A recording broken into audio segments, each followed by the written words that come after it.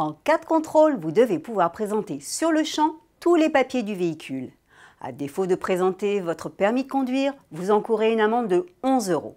Vous avez également l'obligation d'aller présenter l'original de votre titre dans les 5 jours au poste de police ou à la gendarmerie, sous peine d'une amende de 90 €.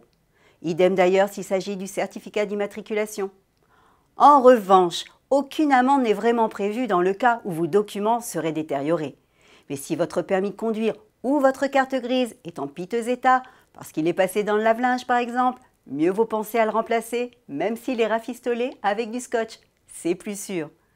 Car même si la police se montre, pour le moment, assez compréhensive devant des papiers abîmés et scotchés, et se contente de vous avertir du risque d'amende, il n'en sera pas toujours ainsi.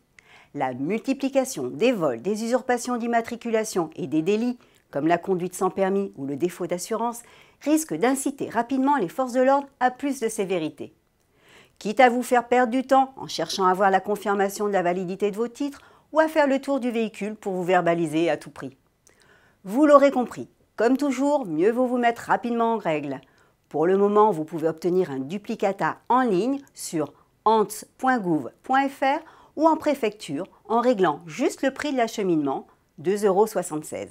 Profitez-en, car par la suite, la loi des finances du 29 décembre 2016 a prévu d'instaurer 25 € de droit de timbre, au même titre que si votre permis avait été volé ou perdu. Un arrêté doit préciser la date d'entrée de mise en vigueur de cette mesure d'ici décembre 2017. À la semaine prochaine!